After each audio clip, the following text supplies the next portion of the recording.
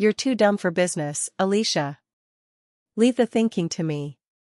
That's what my husband said right before I saw my exact startup pitch sitting open on his laptop. Same name. Same logo sketch. Same words I'd once whispered to him on a slow Sunday morning when I still believed he wanted me to win. I didn't scream. I didn't even breathe. I just stood there in the doorway, coffee cooling in my hand, watching the man who'd promised to build a life with me rehearse a pitch he'd clearly built from me. He was pacing, practicing his lines in that confident, showman tone he always used before investor calls. Our unique micro-subscription model meets an unmet need in women's home productivity tools. The brand, Nest Well, blends structure and serenity. Nest Well. My name. My handwriting. My late-night idea from the little blue notebook I kept in my bedside drawer. He looked up, startled. You're home early. Yeah, I said softly. Forgot my scarf. I pointed at the screen. What's Nestwell? Jack blinked, then smiled that easy, condescending smile that had once charmed me. It's just something I've been working on for the company. You wouldn't get it, it's more of a real business thing. A real business thing, I repeated. You mean the pitch deck you copied from my notebook? He laughed like I was being silly. Oh come on, Alicia. You doodle ideas all the time. You don't actually know how to build one. You're great with Pinterest boards, not balance sheets. His tone was casual, but every word landed like a slap. He was telling me, flat out, that my mind, my work, was a toy he could borrow. I walked out before I said something I couldn't take back. But inside, something cold and clean began to form. It wasn't anger yet. It was clarity. Let me tell you who I was before that moment. I'm Alicia Monroe. 34. I lived just outside Evanston, Illinois, in a house with too many beige walls and a husband who always needed an audience. By day, I was a consumer behavior analyst. Not glamorous, but I understood markets, how people decide what they value. For 10 years, I helped other companies shape their brands. Quietly. Behind the curtain. Jack loved to remind people of that at parties. My wife's the researcher, he'd say. She finds patterns in grocery receipts. Everyone would laugh. I'd smile. Because that's what good wives do, they smile while they're being reduced to punchlines. When we first met, I mistook his confidence for leadership. He called himself a serial founder, though most of his ventures barely lasted a fiscal year. He was bold, impulsive, magnetic, everything I wasn't. I guess I thought we'd balance each other. Instead, I became the ballast that kept his ego from tipping over completely. Last spring, after another long stretch of meaningless projects at my job, I started sketching ideas for something of my own. A brand built around home-based calm, curated boxes that blended planning tools with real sensory grounding. I called it Nestwell. It felt right. Personal. Like something women actually needed, not just another scented candle subscription. One night, over wine, I showed Jack my Canva mock-up. I still remember how hopeful I felt when I clicked through those slides. He skimmed them, smirking. It's cute, babe. But investors want scale, not scrapbooks. You don't really have a business mind. That sentence lodged in me like glass. I laughed it off, told myself he was teasing. He kissed my forehead and said, "You're creative, not strategic." That's okay. You have me for that part. I let him have that moment. I shouldn't have. A few weeks after catching him rehearsing my pitch, we were at dinner with his colleague Ben and Ben's wife. Halfway through dessert, Jack leaned back and, with a self-satisfied grin, dropped it casually. We've got this incredible new concept. Nestwell. You'll love it, it's all about simplifying women's lives. Ben's wife smiled at me. Oh. Alicia, is that your project? Before I could answer, Jack laughed. She inspired it. You know how she gets when the pantry's out of order. I figured other women would pay to organize their chaos too. The table laughed. Ben's wife looked at me with that polite pity people reserve for women who've clearly been embarrassed in public. I forced a smile. Funny thing, I actually came up with the Nestwell name. Remember that night, Jack? When I pitched it to you? His jaw tightened just enough for me to notice. Right, but it wasn't developed. I built the real version. Oh, of course, I said lightly. You're the strategic one. The words tasted like ash. Ben's wife dropped her gaze. Even she felt it, that quiet cruelty you can't unhear once it's been served with laughter. That was the moment my hurt turned into something sharper. I decided that if Jack wanted a real business, I'd give him one, just not the way he expected. The next morning, while he slept off his victory wine, I opened my laptop. I still had the original Nestwell deck saved in my Canva account, timestamps, metadata, everything. My sketches were dated months before his supposed inspiration. I made coffee, sat down at the kitchen table, and filed for a federal trademark. Nestwell, registered under Alicia J. Monroe, my maiden name. It took less than 15 minutes. When the confirmation email came through, I smiled for the first time in weeks. Not a happy smile, a knowing one. He thought I was too dumb for business. He was about to learn I understood ownership better than he ever would. 3 months passed. I played the role, the supportive wife, the hostess, the quiet background fixture in his rising story. He threw investor dinners. I poured wine and nodded in all the right places. One night, a woman named Kendra, an investor from a Chicago wellness fund, pulled me aside. You're Alicia, right? Jack said you came up with the Nestwell concept. That's brilliant. I blinked. He said that? She nodded enthusiastically. Oh, absolutely. He said you're the heart of the brand. Honestly, we'd love to talk licensing.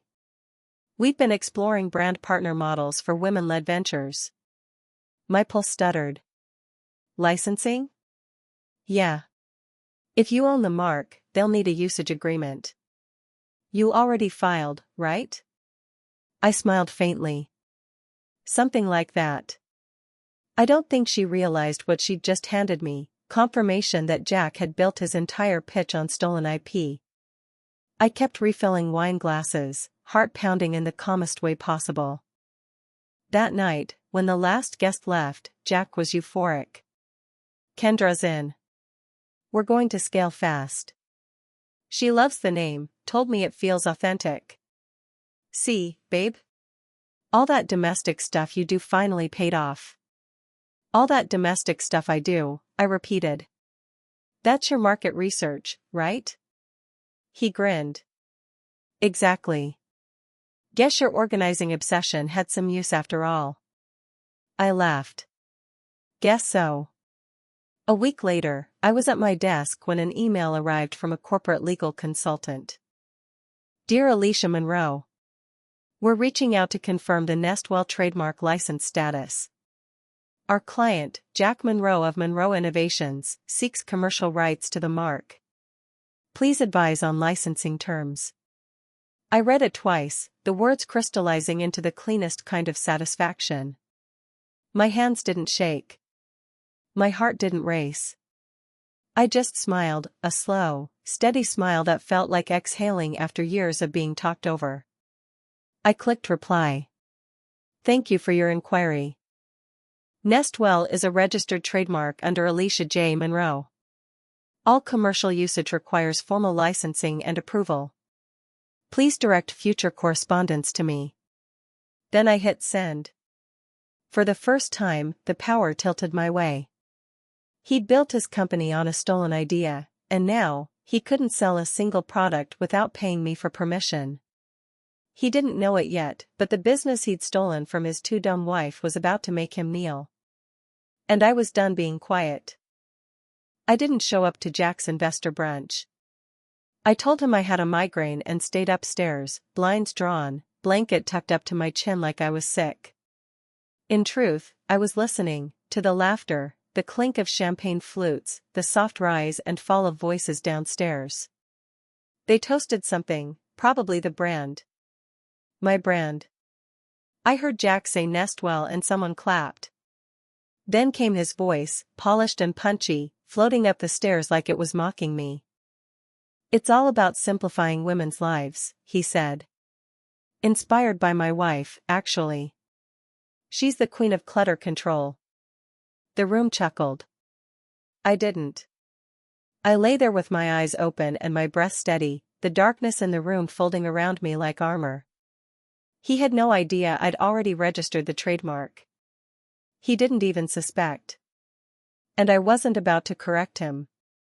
Let him play king of a stolen castle. Let him decorate the halls and take his little victory lap. I'd be waiting at the gates. Over the next few weeks, I started pulling away, not dramatically, just enough to fade out of view. I left my consulting job. I told my client I needed space to reevaluate things, and she nodded in that gentle, apologetic way people do when they think you're falling apart. I removed my LinkedIn profile, shut down my professional email. I stopped showing up at Jack's side for networking events or dinners.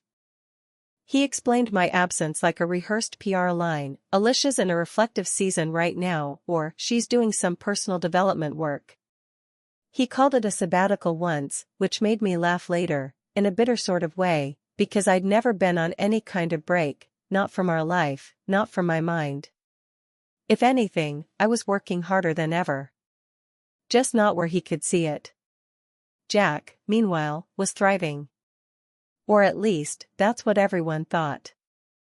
He leased a sleek new car, some silver beast that made noise just for the sake of attention. He started dressing like a man preparing for magazine features, soft blazers, expensive sneakers, the kind of haircut that costs more than a good therapist. I overheard one of his video calls while I was making tea in the kitchen. He'd left the office door cracked, probably assuming I wouldn't be listening. Nest Well isn't just a brand, he was saying. It's a movement. A reimagining of domestic well-being. We're in conversations with 3 partners, but licensing's just a formality at this point. That last sentence landed like a pebble thrown into a glass of still water. I stirred honey into my mug and walked upstairs without a sound. A formality, he said. He was so certain. So smug. A few days later, I ran into a mutual acquaintance at a local coffee shop, Meredith, a lifestyle blogger who used to do brand partnerships for fun and drama. She recognized me, smiled like she pitied me, and leaned in as we waited for our drinks. So, she said carefully, Jack's really doing it, huh? Nestwell's everywhere. I saw him speak on a panel last week, said the brand was born from watching you handle all the chaos of domestic life. He called you the original muse. I blinked. Muse? She nodded. Yeah. Like you were the inspiration, but, you know, he's the one who translated it into something scalable. His words, not mine. I smiled faintly, then thanked her for the update. When I got to my car, I sat there with the windows rolled up, the sun making the interior hot and stifling. Muse. That was the word they gave to women who created the blueprints while men took credit for the structure. That evening, as Jack poured wine and basked in the glow of some new connection he'd made, I asked casually, do you ever worry someone might steal the Nest Well concept? He laughed, smug and unbothered. Steal it? No one's even close. Besides, our branding's too tight. And I'm already pitching to distributors. It'd take a miracle for someone to get ahead of us now. He sipped his glass, clearly proud of himself. I tilted my head and said, just seems like with something that unique, you'd want to be absolutely sure the name's locked down. He waved a hand. It's a done deal. We've got domain variations, the LLC, and everything else in motion. If someone tried to block us now, they'd be shooting themselves in the foot. I nodded. Good to know. He didn't even catch the sharpness tucked inside that sentence. He never did. On the surface, I changed. Subtle things, mostly. I cut my hair shorter. Swapped my soft pastels for darker tones, still professional, but firmer. Cleaner. I cleared the clutter from my desk, boxed up old notebooks, and replaced the shelf of candles Jack always teased me about with a single ceramic clock and a fake plant that needed nothing from anyone. He didn't comment. Or maybe he noticed and decided not to. I wasn't sure which was worse, his blindness or his indifference. But I wasn't just redecorating. I was repositioning. Quietly, carefully. I reconnected with a former mentor, someone I'd helped launch her direct-to-consumer brand years ago. She now ran her own product lab and invited me to lunch after a single text. I always knew you had something in you, she said as she sipped from a glass of elderflower spritzer. You were the engine behind all those clients. Why now? I smiled. Let's just say someone gave me the perfect excuse to step out of the background. She raised her glass. I love a good rebrand. Later that week, I met with a small business lawyer under my maiden name. We discussed what would happen if someone tried to sell or license a trademarked brand name without permission. She walked me through the process, legal steps, escalation paths, damages. When she asked if there was an infringement in play, I just smiled and said, not yet. But I want to be prepared. She nodded. Smart woman. The next clue that Jack was slipping came one evening when I came downstairs and saw his email open on the kitchen counter. He'd stepped outside to take a call, and his laptop screen had gone dark, then popped back up. I didn't touch a thing. But the subject line from one of his team members read, Investor follow-up, waiting on brand clearance confirmation. I froze for just a second. That email wasn't meant for me, but it might as well have been a spotlight. He was skating forward, and the ice was thinner than he knew. I brought it up later, gently, like I didn't already know. What happens if an investor asks about your trademark? I asked, curling my legs under me on the couch. Jack glanced up from his phone, half listening. Nothing. We've got usage rights tied to the company. It's standard. I nodded, then said, but what if someone else filed first? That got his attention. He looked up, puzzled. Why would someone do that? I shrugged. Maybe they had the idea before you did.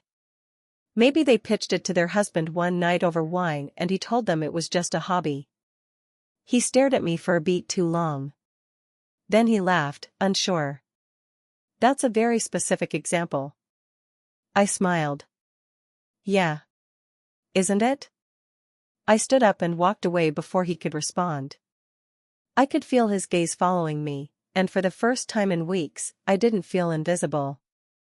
I felt dangerous. The real turning point came a few days later when he received a call while we were both in the kitchen. He answered with his usual charm, putting the call on speaker while he chopped vegetables. Hey, Kendra, great to hear from you. I turned slightly, pretending to check the fridge, while she launched into the reason for her call. Hey Jack, quick thing, our legal reviewed the Nestwell pitch and flagged that the trademark belongs to someone else. Do you know an Alicia J. Monroe? The knife in Jack's hand froze mid-slice. He didn't speak right away. Then he cleared his throat. Yeah. That's my wife. There was a pause on her end, then a polite but firm tone, we'll need a formal licensing agreement, then. We can't proceed without IP clearance. Jack glanced at me slowly, confusion and discomfort inching up his face. I met his gaze and said nothing. Just kept stirring my tea like I hadn't heard a thing. That night, as he stood by the window nursing his third glass of scotch, he asked without turning around, you wouldn't trademark something just to mess with me, would you? I leaned against the doorframe, arms crossed. I guess that depends. He turned, eyes sharp now. On what? I held his gaze. On whether you were dumb enough to think I wouldn't. I waited until he looked away. I told him, enjoy it while it lasts. He thought I meant the champagne. But I was talking about everything. The first crack in Jack's perfect performance came from a mistake so small he didn't even realize he'd made it. I was sitting at the kitchen table one morning, reading through an article about emerging wellness brands, when I heard him muttering in the office down the hall. A few moments later, he walked in, holding his phone with that look people get when they're trying to appear calm but already sense something's gone wrong. My assistant accidentally sent you something, he said lightly, brushing it off with a smile that didn't quite reach his eyes. Investor documents, nothing major. Delete it when you get a chance.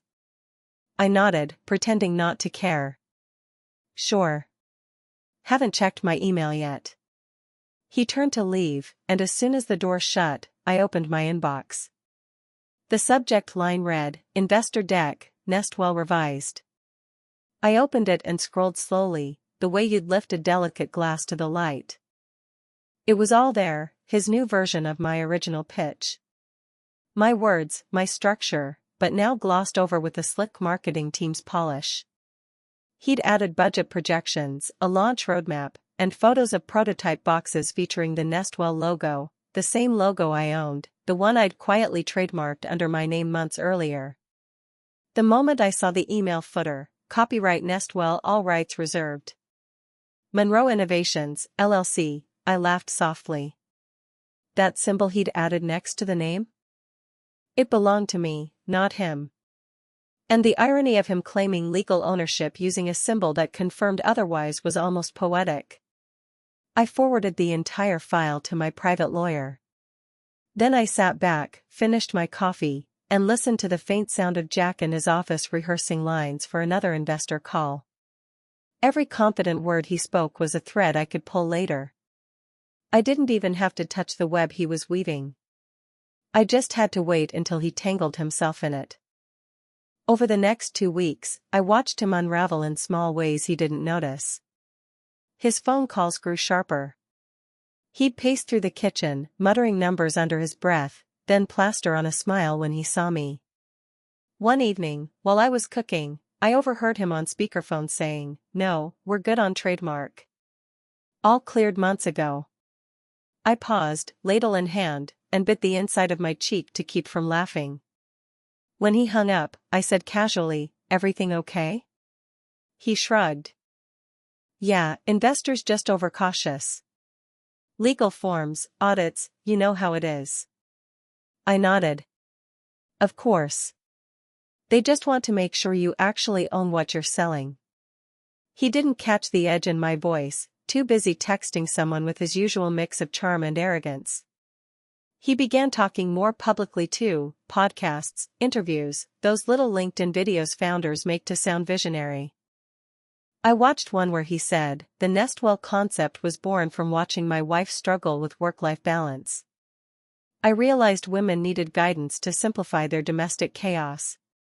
Hearing him describe me as a case study on female overwhelm made something inside me settle into place, not anger anymore, just certainty.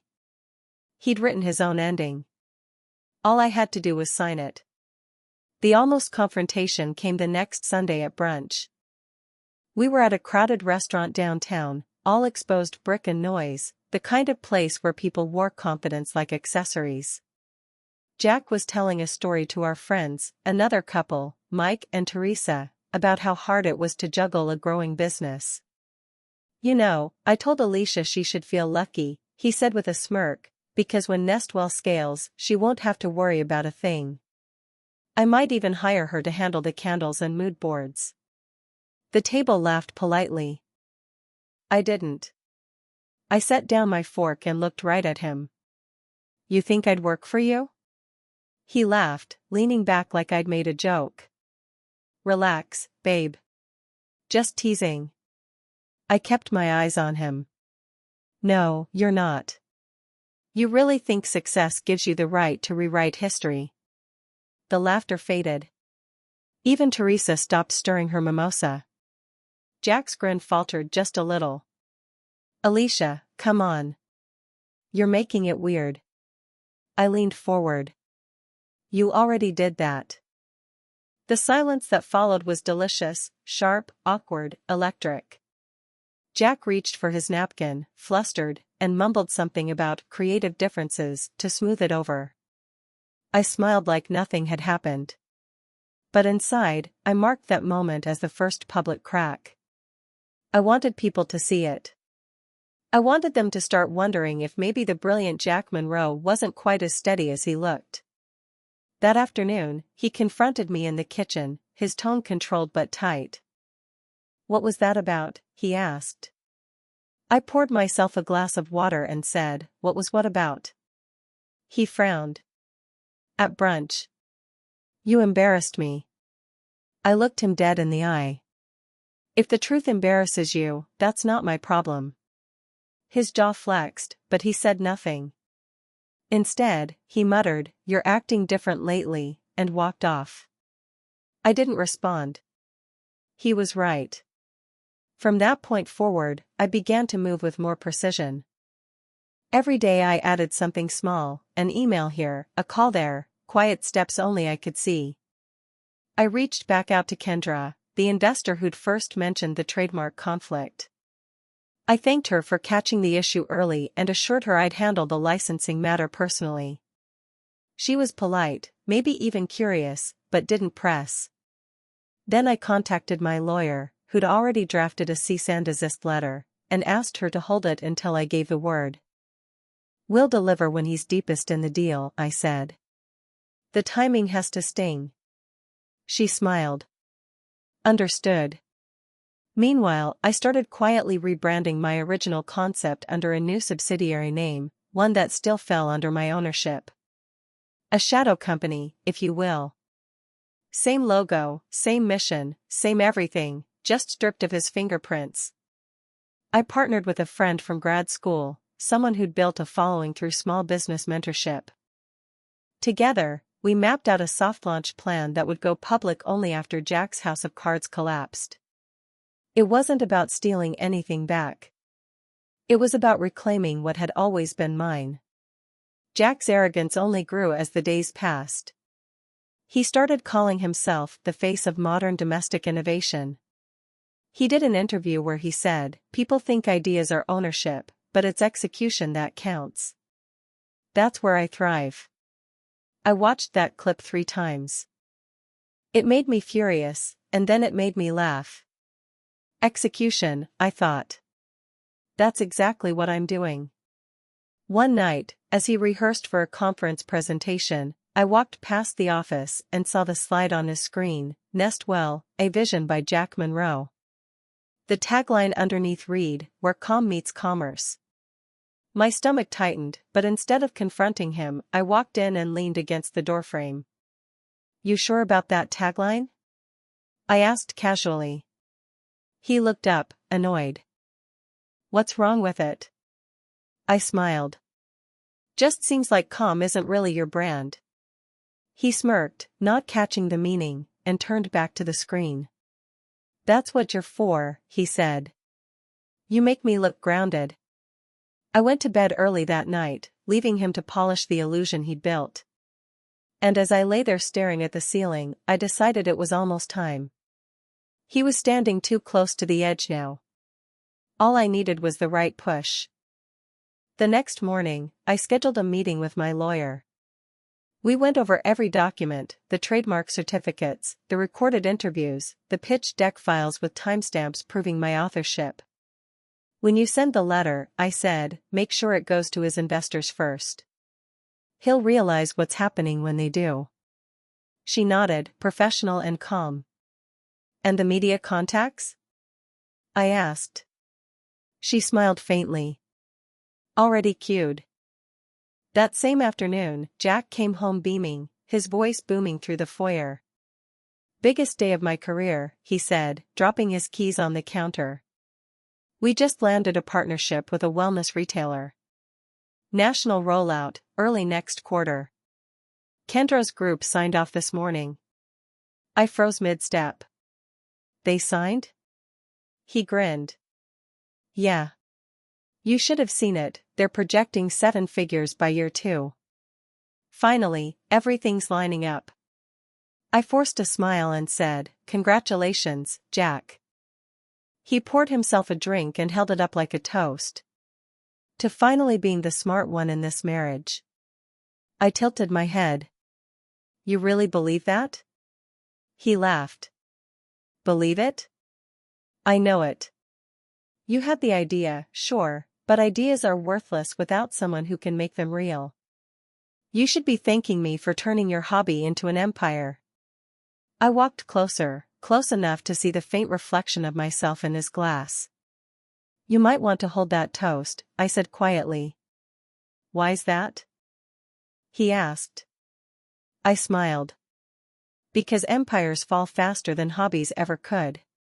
He looked confused, but I didn't elaborate. I went upstairs, opened my laptop, and typed a short message to my lawyer, "Send everything tomorrow at noon." Later that night, he came into the bedroom, leaning against the doorframe the way I used to when I was the one second-guessing myself. You've been distant lately, he said. I looked up from my book. Have I? He nodded slowly. It's like you're waiting for something. I closed the book and met his eyes. Maybe I am. He frowned. And what would that be? I smiled faintly. The end of your story. He didn't understand what I meant, not yet. But by this time tomorrow, he would. He looked me in the eye and said, "You're irrelevant now." I smiled as my phone buzzed on the nightstand. The notification read, "Cease and desist, delivered." Tomorrow, he'd realize what relevance really meant. The morning Jack left for his career-defining investor presentation, the air in the house felt still, heavy, as if the walls themselves were waiting. He was dressed for victory, crisp navy suit, polished shoes, a bright smile rehearsed to perfection. He paused at the door long enough to say, "Wish me luck," the same line he always used when he wanted praise. I sipped my coffee and replied evenly, "You don't need luck. You've already got nerve." He grinned, taking it as a compliment, and the door closed behind him with that self-satisfied thud I'd heard too many times before. I let the quiet settle for exactly 1 minute, then opened my laptop and checked the time. At noon on the dot, my lawyer hit send. The cease and desist packet, 12 pages of precision and proof, went simultaneously to Jack, to Kendra's fund, to the retailers, to every investor whose name had appeared in his deck. Each email contained the official federal registration for Nest Well under my name, screenshots of dated drafts, and a summary of how he had used a protected brand to solicit funds. The message was professional, stripped of emotion, but the power behind it was absolute. I knew that once the first recipient read the subject line, "Trademark infringement, immediate action required," the calls would begin. They did. By 12:30 my phone buzzed continuously. First his number, then his assistant's, then an investor I'd met once at a dinner party. I let every call roll to voicemail, because I wanted the silence to stretch. I wanted him to feel alone inside the noise he'd created. When his texts began, they came fast and furious, "What did you do?" followed by, "They're pulling out, and answer me." I set the phone face down on the table, poured another cup of coffee, and looked out the window at the driveway where his gleaming car used to sit. Somewhere across town he was standing in front of a room of investors, probably mid-sentence, when someone's phone pinged with my lawyer's email. I imagined his confident rhythm faltering, the pause that would follow, the confusion on his face as he realized the brand name behind his entire pitch wasn't his to sell. At 1:40, my lawyer forwarded me the first response from Kendra's office. It was short, polished, and lethal. "All pending negotiations with Monroe Innovations are suspended pending resolution of the intellectual property claim." A minute later came another from a retailer. "Our legal department will halt discussions until ownership is clarified." By 2, Nestwell's social media accounts were offline. I didn't need to ask how I knew. The automated alerts from the trademark monitoring service I'd subscribed to notified me the moment the domain was deactivated. His team was already panicking. He showed up at the house just after 5, still in the suit but without the confidence that usually wore it. His tie was loosened, his hair slightly out of place, the glow of control replaced by disbelief. He came through the door fast, slamming it shut behind him. "You blindsided me," he said, his voice low, almost hoarse. "I kept stirring the soup on the stove." "Did I?" He stepped closer, waving his phone like evidence. "You sent lawyers after me. You humiliated me in front of every investor I've got." I turned, calm and deliberate. "You humiliated yourself, Jack. All I did was clarify ownership." He shook his head. "You could have talked to me. You didn't have to go nuclear." I smiled faintly. "We talked once. You told me I was too dumb for business. I guess you were wrong." For a moment he just stared at me, mouth open as if words had failed him completely. Then the anger came back. "You think you can just take it all away?" "I'll fight this. I'll get a counterclaim. You used my resources, my contacts, my designers." I wiped my hands on a towel. "Then you'd better tell your lawyer to read the timestamps. Every file predates your company by months. Every document has my name on it. You didn't build this, Jack. You just stole it and added a logo." He didn't leave right away. He stayed standing there, breathing hard, the reality sinking in like cold water. "You planned this," he said finally, almost whispering it. I nodded. "I planned every word. Every signature. Every waiting moment you mistook for weakness." He pressed his palms against the counter and dropped his head. "You ruined me." I stepped closer, my voice steady. "No, Jack. You ruined yourself when you decided my idea was safer in your hands than mine." The next day he did hire a lawyer. He filed an injunction claiming partial creative ownership, but it collapsed within a week. The timestamps didn't lie. His own assistant submitted an affidavit confirming I'd shared the original deck months before Monroe Innovations even existed. The investors, protecting their own reputations, leaked parts of the correspondence to a business journalist who specialized in startup scandals. Within days, headlines started circulating, "Founder accused of stealing wife's startup concept." Screenshots spread like wildfire. His face, the one that had been smiling on every panel, every interview, was now beside words like infringement and ethical breach. His LinkedIn followers dropped, sponsors backed out, and conference invites quietly disappeared. Watching it happen was strange, not thrilling, not vengeful, just inevitable, like watching the tide pull back after a storm. He tried to fight for a few weeks, emailing apologies one day and threats the next. "We can fix this," he said in one voicemail, voice cracking. "Let's merge. You can run the creative, I'll handle operations." The following day, another, "You've made your point. Stop before we both lose everything." I didn't reply. My lawyer did, formally, reminding him that continued contact could be considered harassment. After that, the messages stopped. My own next steps were slower, quieter. I didn't launch a shiny new brand overnight, I built one brick at a time. Using my maiden name, I registered a holding company and began licensing the Nestwell trademark properly, small collaborations first, a partnership with a Chicago boutique for limited wellness kits, a digital pilot with an organizer app. Investors came cautiously, curious about the woman behind the story. I told them the truth, stripped of drama. I told them I believed in products that made women feel capable instead of corrected. That honesty resonated more than any polished pitch deck ever could.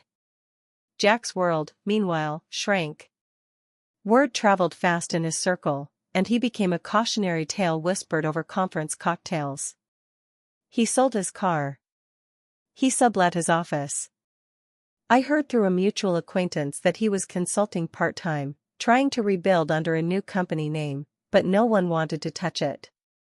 His reputation had become the warning label on every NDA. One night I found a podcast episode titled "When the Founder Isn't the Founder," where two analysts dissected the Nestwell case as a lesson in due diligence. Hearing strangers discuss our story, was surreal. But it also felt right. The truth was finally public, and it didn't need my voice to stay alive. Months later, he asked to meet. Against my better judgment, I agreed, mostly for closure. We met at a small cafe near the lake, the kind of place where no one would recognize him anymore. He looked smaller somehow, not thinner, just less certain, like someone who had been standing under too much light and finally stepped into shade. He started with a sigh. "You got what you wanted." I folded my hands around my cup. "What makes you think this was about want?" He stared at the table. "I thought I was helping you." "You have to believe that. You wouldn't have gotten investors to listen." I tilted my head. "You didn't help me, Jack. You silenced me. And then you built your brand on that silence." He exhaled, shaking his head. "I didn't think you'd actually win." I smiled faintly. "That's exactly why I did." For a while neither of us spoke. The noise of the cafe filled the space between us, clinking cups, soft music, the low hum of people with normal problems. Finally, he said, "What now? You just move on like none of it happened?" I looked out the window, watching the lake catch the late afternoon light. "No," I said. "I move forward because it happened. There's a difference." He nodded, maybe understanding for the first time, then said quietly, "You're smarter than I ever gave you credit for." I stood, gathering my coat. "That's the first true thing you've said to me in a long time." I left him sitting there, the sound of his silence following me out the door. After that, I didn't hear from him again.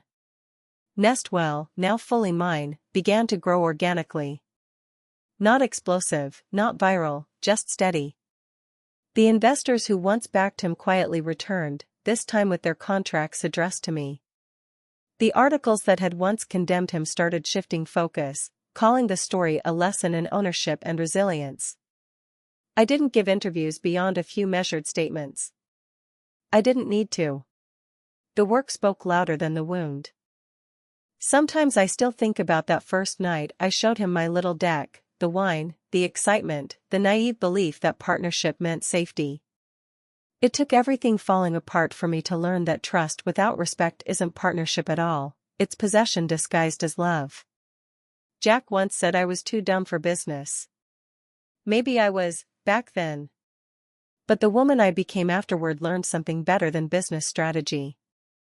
She learned patience, timing, and the quiet satisfaction of letting truth do the talking. He thought power came from the spotlight. I found mine in the shadows, waiting for the right moment to step out. They thought they erased me. All they did was give me a clean page, and I wrote the ending myself.